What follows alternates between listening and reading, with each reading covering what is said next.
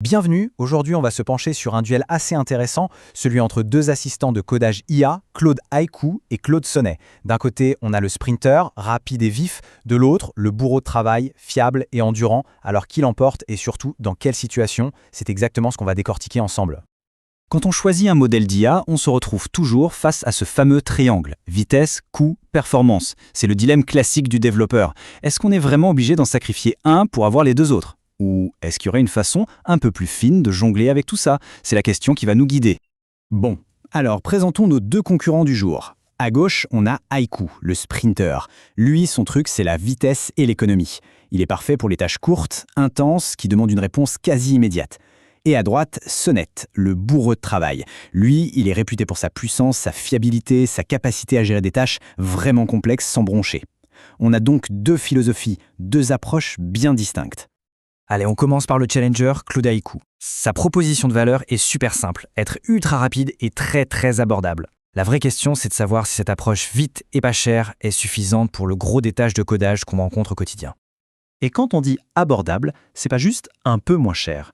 Haiku est carrément 3 fois moins cher que Sonnet. Pour le coût d'une seule requête à Sonnet, on peut en faire 3 avec Haiku. C'est un avantage économique énorme, ça change complètement la façon de penser l'utilisation de ces outils. Du coup, la question qui tue, est-ce que Haiku est assez bon pour prendre la place de Sonnet, qui est plus cher, sur certaines tâches? Est-ce qu'on peut vraiment confier le travail du marathonien à un sprinter? Pour le savoir, rien de tel que des tests concrets. On y va pour le premier test. On commence avec une tâche qui a l'air assez simple en apparence, trouver et résumer des fichiers dans une base de code. C'est le genre de mission de tous les jours, parfaite pour comparer leur vitesse brute et leur souci du détail. Et là, les premiers résultats sont assez bluffants. Haiku a plié la tâche en à peu près la moitié du temps qu'il a fallu à Sonnet. C'est une vraie démonstration de vitesse pure, le sprinter porte vraiment bien son nom, il n'y a pas de doute là-dessus. Bon, il est 2 fois plus rapide et 3 fois moins cher. Le choix semble évident, non? Mais attention, on sait bien que la vitesse, ça ne fait pas tout. Est-ce que la qualité du travail est vraiment la même? C'est là que les choses deviennent intéressantes. Et voilà, c'est là qu'est le hic. Quand on regarde dans le détail, on voit 2 petits soucis. Premièrement, Haiku a raté un fichier. C'est mineur, mais c'est un fait. Mais surtout, et c'est ça le point crucial, il n'a pas suivi toutes les instructions à la lettre, contrairement à Sonnet qui lui a été impeccable. En fait, la requête ne demandait pas seulement de lister les fichiers, mais aussi d'expliquer comment ils sont utilisés dans le code.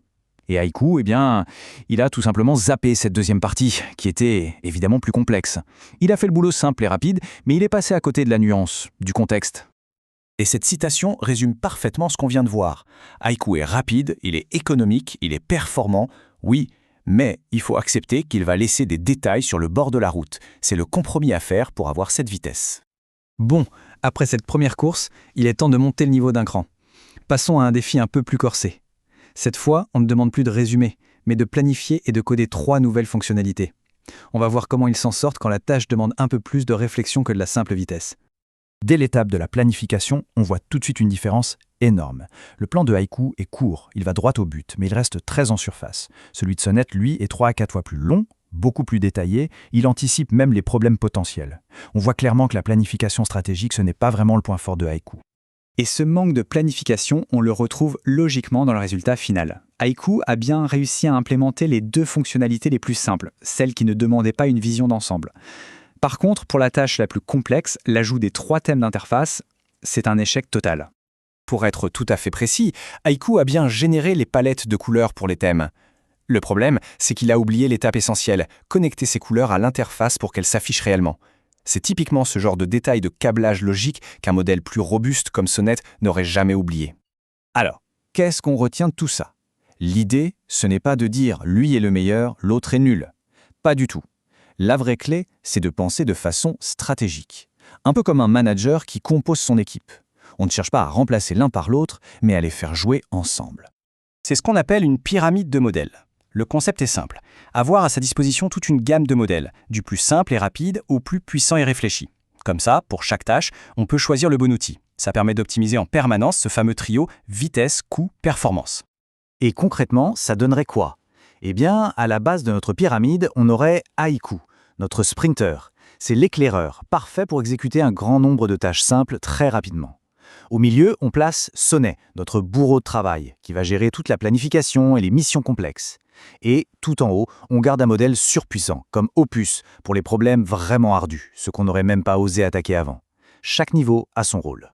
En fait, cette approche change complètement la donne. On ne cherche plus le modèle parfait qui sait tout faire, on apprend plutôt à devenir un chef d'orchestre capable de diriger une équipe de modèles spécialisés. C'est ça, le nouveau manuel de l'ingénieur moderne. Très concrètement, ça veut dire quoi? On va utiliser Haiku pour toutes les tâches rapides, résumer des données, générer des petits bouts de code, trouver des motifs ou faire des refactorisations simples et bien définies. Et on garde Sonnet pour le gros œuvre, tout ce qui demande de la réflexion, la planification d'une architecture, un débogage vraiment complexe, ou n'importe quel travail critique qui part en production. Et la stratégie ultime, c'est de les faire bosser en tandem. Imaginez un peu. On utilise Sonnet, le stratège, pour concevoir un plan de refactorisation hyper détaillé et solide. Et ensuite, on déploie une armée de petits agents Haiku, les exécutants, pour appliquer ce plan sur des dizaines de fichiers en parallèle. On combine la vision de l'un avec la vitesse de l'autre. C'est là que ça devient puissant. Tout ça, ça soulève une question assez fascinante pour l'avenir.